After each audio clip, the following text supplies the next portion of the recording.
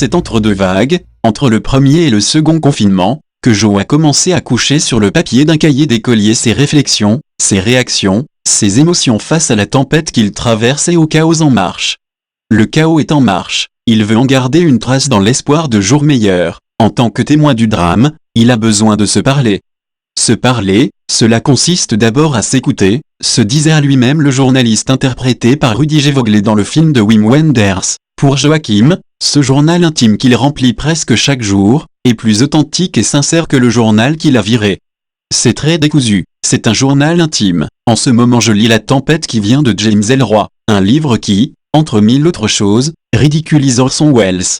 Même les plus grands peuvent être humiliés, en privé ou en public. Le type d'humiliation que faisait subir Picasso à Jean Cocteau. Il y a toujours plus grand que soi et il y a toujours plus petit. Et les grands peuvent parfois se montrer bien petits. Le titre du bouquin d'Ellroy est tiré de ces vers d'un poème d'Auden. La tempête qui vient, ce désastre qui en sauvage, ce sont des mots qui parlent à Joe.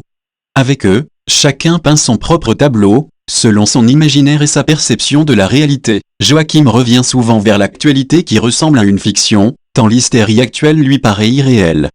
Au cours de la saison 2 de la série Les Confinés, on se dit que c'est en train de gravement dégénérer. Il y a eu l'épisode de l'évacuation musclée des migrants à Paris.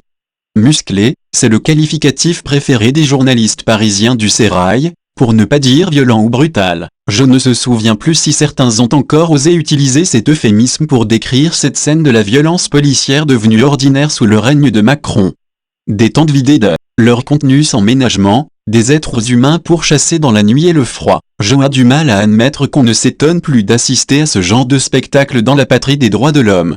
Et puis il y a eu l'épisode du tabassage d'un producteur de musique noire, les images de policiers en meute s'acharnant sur une armoire à glace qui a résisté grâce à sa bonne constitution, ont enflammé le pays.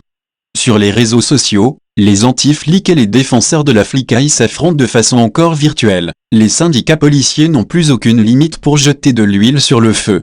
Les individus plus nuancés sont classés immédiatement dans l'un ou l'autre des deux camps, l'heure n'est pas à la nuance. La responsabilité directe du pouvoir dans cette guerre civile larvée est évidente, mais il y en a toujours qui préfèrent accuser les gauchistes de tous les maux de la société. C'est si compliqué d'admettre que l'immense majorité des Français ne sont pas anti-flics primaires, ni des islamo-gauchistes drogués et assoiffés de sang, simplement, ils veulent un État impartial, pas un État qui les tabasse et les éborgne. C'est si compliqué d'admettre ça, se demande le professionnel des médias Didier Maisto qui a contribué à rendre visibles les violences policières. L'un des signes accablants pour le régime se trouve dans le comportement des représentants syndicaux de la police sur Internet. Joe a relevé ces phrases sur son journal intime, la violence policière, elle est déjà dans la façon qu'ont les syndicalistes de l'institution de s'exprimer sur Twitter ou Facebook. Très loin de leur devoir de réserve, IS', provoque, invective et attise la haine, ils n'hésitent pas à balancer des noms de reporters de terrain ou de figures de la contestation et à les insulter. Ils rétablissent la loi du talion, sans le moindre rappel à l'ordre de leur hiérarchie. Cela instaure un climat de haine incroyable. Comment a-t-on pu ainsi basculer dans cette guerre entre la police et une partie de la population? Dans le contexte explosif actuel, tout peut servir d'étincelle à un embrasement général. Un article de loi a mis les gens dans la rue, un passage à tabac vu des millions de fois sur le net a mis le feu aux poudres.